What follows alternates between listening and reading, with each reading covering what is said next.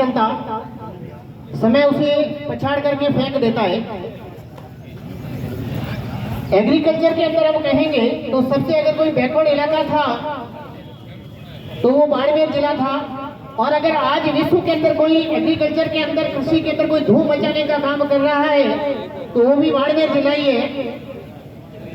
जब से आदरणीय कैलाश भाई साहब ने कृषि विभाग को संभाला है, नई नई टेक्नोलॉजी के माध्यम से, एफपीओ के माध्यम से जिस प्रकार से किसानों के अंदर एक नई क्रांति जगाने का काम कर रहे हैं, उम्मीद करते हैं कि आदरणीय गिरधर सिंह जी, आदरणीय स्वरूप सिंह जी, आदरणीय कुमार सिंह जी, आदरणीय जालम सिंह जी और उनकी पूरी टीम जो लगी हुई है कि जिस प्रकार से राजस्थान का पहला जो रजिस्टर्ड एफपीओ था, ये हम सब बाड़मेर जिले के लिए गौरव की बात है कि वीरात्रा कृषि उत्पादन प्रसंस्करण एवं विपणन सहकारी समिति लिमिटेड चौहट्टा आदरणीय आदुराम जी वैसा एवं आदरणीय अमर सिंह जी की मेहनत से सफल हुआ।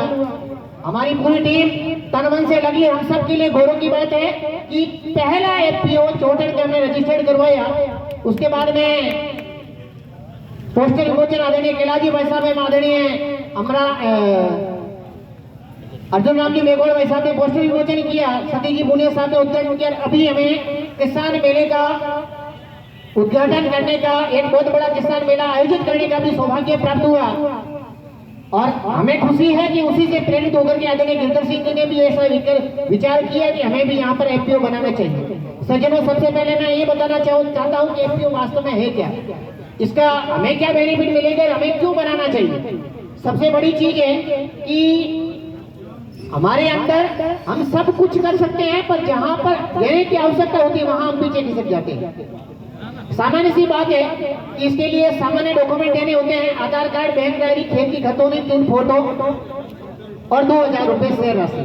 सबसे बड़ी चीज है कि जो शेयर राशि होती है वो भी आपके खाते के अंदर जमा रहती है। एक निश्चित समय के बाद आपको लगता है कि मुझे इसका मेंबर नहीं रहना, वो आप शेयर राशि भी वापस ले सकते हैं, यानी शेयर राशि के बारे में आपको कोई चिंता करने की आवश्यकता नहीं। दूसरी बड़ी चीज होती है कि हम ये एफपीओ के मेंबर्स क्यों बने, तो इसके बारे में भी आपको ज्यादा चिंतित करने की आवश्यकता नहीं, क्योंकि अगर अपन देखेंगे कि किसी भी चीज में अगर अपन समूह में जाकर के बात करते हैं तो निश्चित रूप से कहीं न कहीं उस बात में वजन भी होता है। आज मैं यहाँ खड़ा हूँ तो निश्चित रूप से मैं इसी वजह से खड़ा हूँ क्योंकि मैं एक समूह का सदस्य हूँ। अगर मैं सामान्य व्यक्ति था तो शायद मुझे ये मंच नहीं मिलता।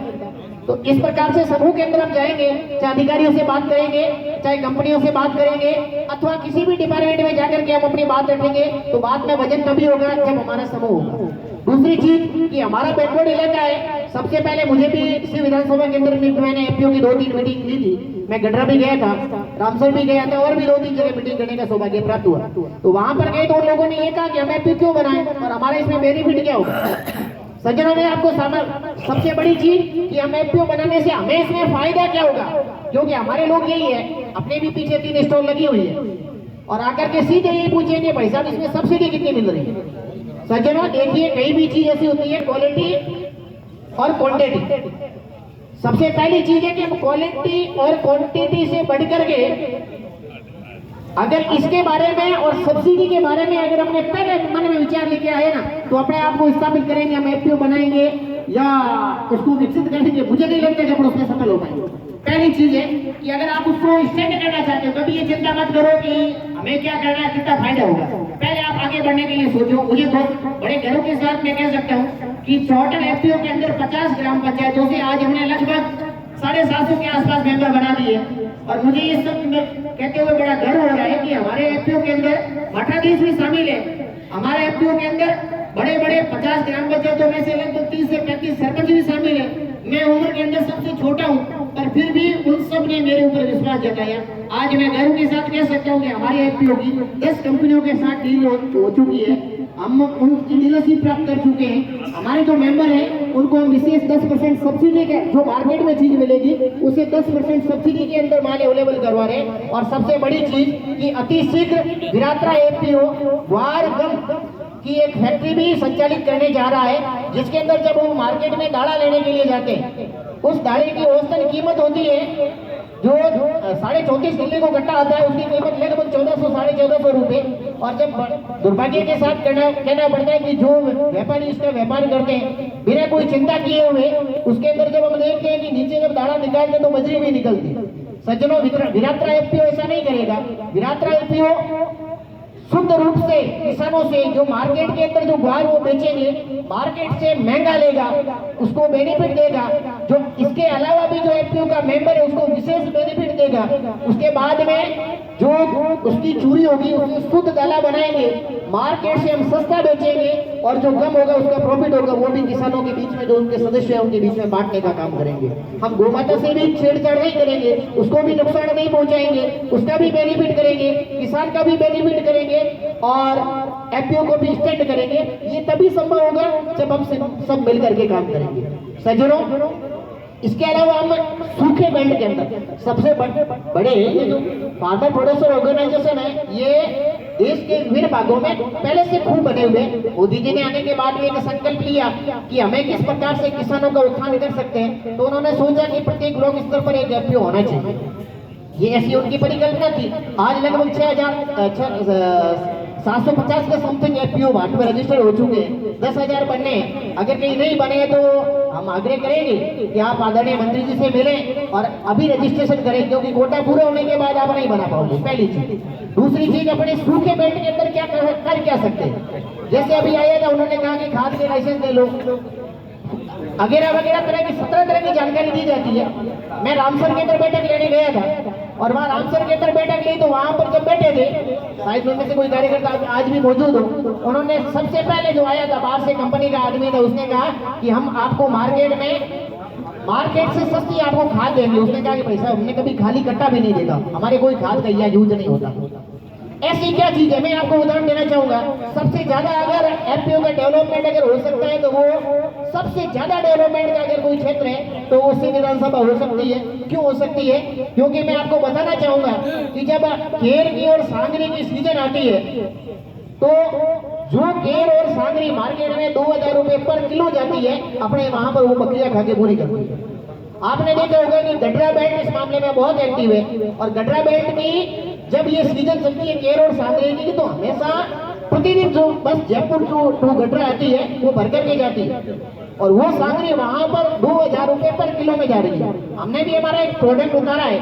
मैं भी सबसे आग्रह करूंगा कि अगर आप किसी को गिफ्ट लेना चाहते हैं तो विरात्रा एफपीओ का स्पेशल गिफ्ट है, जिसके अंदर हम 4 तरह के आइटम्स पंचकूटा के रूप में लेकर के आए हैं, जिसमें केर है, सांगरी है, गुंदा है और चापटिया है। इसकी सबसे बड़ी विशेषता क्या है कि वो 100% जैविक है। जिसको भी आप गिफ्ट दोगे, अगर आप खिलौना ले जाओगे, तस्वीर ले जाओगे, कुछ भी ले जाओगे, तो वो यूज एंड थ्रोबल चीज होती है, यानी उनके कोई काम नहीं आते, क्योंकि इस प्रकार की नई गिफ्ट उनके पास पहले से होती है।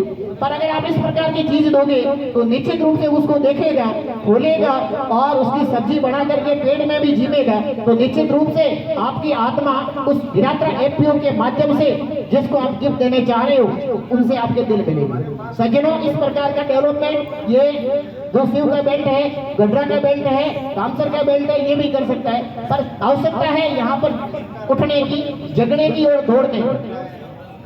सबसे पहले इसके अलावा ही अगर अपन बात करेंगे तो जैसा कि अभी एक नई चीज ड्रोन के माध्यम से हम लेकर के आ रहे हैं। आपने देखा होगा मोदी जी ने भी एक ड्रोन का उद्घाटन किया था। ड्रोन के अंदर है क्या? अभी हमारे पास भी कई तरह की मशीनें हैं, जिसके अंदर आपको मैं बताऊं कि इलेक्ट्रॉनिक से चलने वाली है, पेट्रोल से चलने वाली है, हैंड मशीन है, वो सारी चीजें हैं। पर कुछ नया ड्रोन, यानी जिसकी मार्केट कीमत लगभग 8.5 लाख से 10 लाख के बीच में है, उसके अंदर सबसे नई चीज है कि उसके अंदर एक सेंसर लगा हुआ है जो नया ड्रोन आ रहा है, और उस सेंसर के अंदर जब जिस फील्ड के अंदर उस ड्रोन का छिड़काव करना चाहते वो उसके अंदर फीड करना पड़ेगा। फीड करने के बाद में जब वो ड्रोन दवाई का छिड़काव करने वहां पर निकलेगा तो उसका दवाई का छिड़काव वहीं पर होगा जहां पर फसल उगी हुई है। अगर वहां पर फसल नहीं उगी हुई है तो वहां पर दवाई का 0 वेस्टेज होगा। सबसे बड़ी चीज, अगर उसके अंदर कोई खेजड़ी वगैरह वगैरह कुछ भी है तो वहां पर दवाई का छिड़काव नहीं होगा, ड्रोन उससे नहीं टकराएगा। तीसरी सबसे बड़ी चीज कि जहां पर उसके ऊपर उसके अंदर स्पेशल सेंसर और कैमरे लगे हुए हैं, जैसे फॉर एग्जाम्पल जीरे के ऊपर वो घूम रहा है और जब वो उस जीरे के ऊपर जाएगा तो उसको फोटो खींचेगा। फोटो खींच करके आदमी का एक्सरे लेकर के बीमारी कैसे बताई जाती है कि भैया शरीर के इस भाग पर फलानी दिक्कत है, ठीक उसी प्रकार से उस खेत की फसल की भी वो एक्सरे खींचेगा। उसके अंदर आप मेडिसिन डाल सकते हैं और वहां जाकर के वो छिड़काव करेगा कि इस अंग को इस दवाई की आवश्यकता है। इससे ज्यादा गवर्नमेंट क्या कर सकती है सज्जनों? जब तक सरकार अपने खूब फैसिलिटी दे रही है, सरकार अपने को खूब सुविधाएं दे रही है, पर सबसे बड़ी दिक्कत है, बड़े दुर्भाग्य का बात है कि मामे का ब्याह है, माँ जमा होने वाली है, पर अपन अभी भी सोच रहे हैं कि कहीं नमक सब्जी के अंदर नमक ज्यादा तो नहीं डाला हुआ है। सज्जनों, इसके लिए तो आपको मैदान में आकर के टेस्ट करना पड़ेगा। जब तक अपन दूर बैठे सब्जी को देखते रहेंगे कि नमक ज्यादा है या मिर्ची ज्यादा है, तब तक उसका आनंद नहीं ले पाएंगे। अगर आप चाहते हो तो अगला डिपार्टमेंट क्या होगा, आदरणीय मंत्री जी के पास अगला मंत्रालय कौन सा रहेगा, ये केंद्र सरकार का मामला है। और हमारे लिए सबसे खुशी की बात है कि एग्रीकल्चर डिपार्टमेंट में बाड़मेर जिला सबसे ज्यादा पिछड़ा हुआ था, और अब अपने पास में स्कोप लेने की बहुत अभी हमने एक एग्जीबिशन लगाया था 26 जून को। लगभग 40 कंपनियों ने पार्टिसिपेट किया था, 14 कंपनियों ने अपने स्टॉल लगाए थे चौटन के अंदर। तो इस प्रकार से बड़ी बड़ी कंपनियां अगर यहाँ आ रही है तो वो क्यों आ रही है, उनको स्कोप लग रहा है। गोंद एशिया का सबसे बड़ा गोंद उत्पादक अगर कोई क्षेत्र है तो वो चौटन और सीव है, इसकी बहुत बड़ा स्कोप है, पर अपन इसके बारे में चिंता कर ही नहीं रहे, अपन उसी के पीछे लगे। जैविक बाजरा, मैं आपसे आग्रह करूंगा कि आप एफपीओ के अंदर आइए और जैविक के सर्टिफिकेट लीजिए। जैविक के सर्टिफिकेट लेने के बाद में जो अपना बाजरा जिसकी अपन कोई कीमत नहीं है, जो जानवरों को सामान्यतः खिलवाते हैं, अथवा यहाँ पर अपने एक परंपरा भी बनी हुई है कि अगर 50 बोरी बाजरा है तो भी अपन उसको स्टोर करेंगे, उसको खाएंगे नहीं। अगले साल और जमाना आएगा, फिर पीछे वाला खोलेंगे, तीसरे साल वाला ये पुराना होता जाएगा, आधी इली खाएगी, आधा खराब होगा, अपन उसका उपयोग नहीं कर पाते हैं। सज्जनों, जैविक बाजरे की कीमत मार्केट में 2 से 3 गुना होती है। अपन उसके माध्यम से जैविक का सर्टिफिकेट ले और मार्केट के अंदर जैविक बाजरा के नाम से उत्पाद उतारे, और उस उत्पाद उतारने का सबसे बड़ा माध्यम कोई बन सकता है तो एफपीओ बन सकता है। इसीलिए एफपीओ को अपने को रजिस्टर्ड करवाने की आवश्यकता है। इस प्रकार की और भी अनेक प्रकार की कई चीजें होती है जिसके माध्यम से अपन सारे मिलकर के, जैसे फॉर एग्जाम्पल मैं एक जीरे का दूंगा, अगर अपन जीरे की बात करेंगे तो सामान्यतः जो जीरा होता है जिसकी कीमत 200 के आसपास से शुरू होती है और 500-600 रुपए तक का विभिन्न प्रकार का जीरा होता है। आप एक एग्जांपल्स के लिए, उदाहरण के लिए मैं आपको बताऊं कि जो सामान्य जीरा होता है, अपन जब जीरे में जाते हैं, यहाँ से जब जीरा उठाते हैं तो उसकी कीमत 200 रुपए, मंडी तक जाएंगे तो वो 200, जब देखेगा कि ये आदमी थका हुआ है, परेशान है और अब इसको बेच के ही जाना है, तो वो रेट अपने हिसाब से 10 रुपए और डाउन कर देता है, 10 रुपए वो तोलने में भीड़ दे देगा। इस प्रकार से वो जो 220 मिलने थे वहां अपने को 200 रुपए मिल रहे हैं। क्यों नहीं वो जीरा पर वहां नहीं बेच करके हम यहाँ पर उसकी ग्रेडिंग और सॉर्टिंग करवाएं और उसके बाद में उसकी मूंछ कटा करके उसी जीरे को अपन 5 गुना बेच सकते हैं। मैं आपको एक उदाहरण दूंगा, हैंडलूम के अंदर आप जाइए, ज्यादा दूर जाने की जरूरत नहीं, आप बाड़मेर जाइए और वहां पर आप जाओगे तो जीरे की पैकिंग रखनी होती है 100 ग्राम 100 रुपए, यानी वही जीरा जो अपने खेत से 200 रुपए में गया वहां पर 1000 रुपए में बिक रहा है। अपन 1000 में नहीं बेच सकते, पर हम 600 रुपए में तो बेच सकते हैं ना। उस बेचने का माध्यम क्या है, एफपीओ। आप ग्रेडिंग सॉर्टिंग लगाइए, उसकी सबसे बड़ी विशेषता है कि गवर्नमेंट लगभग 45% पीएमएफ योजना के तहत अपने को सब्सिडी दे रही है। लगभग 35% के आसपास राज्य सरकार की सब्सिडी है। इसके अलावा ब्याज दर अपना 7% है। समय पर अपन ब्याज चुकाएंगे तो निश्चित रूप से अपने को 3% और सब्सिडी डाउन होती है, यानी अपने 4% ब्याज दर की दर से अपन 1 करोड़ तक का लोन आराम से विद इन प्रोसेस दे सकते हैं। इसके अलावा हायरिंग सेंटर भी ले सकते हैं। हायरिंग सेंटर का अर्थ क्या होता है, मैं संक्षिप्त शब्दों में आपको बता दूं। जैसे एक अपन कंटी लाते हैं, तवी लाते हैं, थ्रेशर लाते हैं, ट्रैक्टर लाते हैं, रोटावेटर लाते हैं। एक अगर अपन थ्रेशर लाते हैं तो कई ऐसे थ्रेशर है जिसकी कीमत 5-6 लाख रुपए होती है। तो अपन एक छोटा ही उदाहरण जैसे कंटी है, अपने ट्रैक्टर है पर कंटी की अपने को साल में केवल 10 दिन के लिए आवश्यकता रहती है, उसके बाद में अपने कोई उपयोगिता नहीं है। एक कंटी औसतन 28,000 रुपए की आती है और 5 दिन का अगर अपन उसका यूजेबल माने तो उसको लाने के बाद में अपने को 360 दिन उसको केवल निगरानी करने के लिए लगाना पड़ता है। सज्जनों, हायरिंग सेंटर के अंदर ये होगा कि आप केवल 5 दिन के लिए उसी कंटी को किराए पे ला सकते हैं, आप तभी को किराए पे ला सकते हैं, आप ट्रैक्टर पे किराए पे ला सकते हैं। इस प्रकार का हायरिंग सेंटर का प्रोसेस होता है और उस हायरिंग के सेंटर के माध्यम से किसानों की भी फायदा होगा, एफपीओ को भी बेनिफिट होगा। और अगर अपन कहें कि नवीन तरह की जो टेक्नोलॉजिकल मशीनें होती है उसके लिए आपको भटकने की भी आवश्यकता नहीं होगी। सज्जनों, इसके अलावा मैं आपको एक और उदाहरण दूं कि निराई करने की, अपनी भाषा में कहते हैं निदान करने की मशीन अगर आपको कहीं चाहिए, अगर आपको यहाँ पर अगर अपन देखेंगे कि सबसे ज्यादा जो विशेष करके महिलाओं के लिए कि खेजड़ी के ऊपर चढ़ना, लूम उतारना, या सांगरी उतारना और उस वक्त नीचे गिरने से कई तरह की दुर्घटनाएं होती है। इन सब से बचाव के लिए विराट एफपीओ ने एक नवीन टेक्नोलॉजी की मशीन भी लॉन्च की है। उसके तहत आप नीचे खड़े खड़े लगभग 18 फीट तक के ऊपर के डाले को काट करके नीचे गिरा सकते हैं। इसके अलावा जो सांगरी है उसको भी आप नीचे खड़े खड़े आराम से उतार सकते हैं। और ये सब चीजें अगर के और सांगरी में बताऊं कि विराट एफपीओ ने गड्रा रोड बेल्ट से, केवल गड्रा रोड बेल्ट से लगभग 10 क्विंटल सांगरी और 6 से 7 क्विंटल केर हमने इकट्ठे किए हैं। आज भी हमारे पास मौजूद है। किसी सज्जन बंधु को अगर चाहिए तो ले सकता है, किसी को बेचना चाहिए, बेचने हैं तो हमारे पास आ जाए, लेना है तो भी हमारे पास आ जाइए। हम स्पेशल ब्रांड के अंदर उनको देंगे, अच्छी क्वालिटी देंगे। कहने को तो और भी बातें हैं, कभी आएंगे तो मिलेंगे, बैठेंगे, बात करेंगे। और भी कई बंधुजन आए हैं, उन्हें भी अपना विषय रखना है, इसीलिए मैं मेरी बात को विराम देता हूँ। बहुत बहुत धन्यवाद।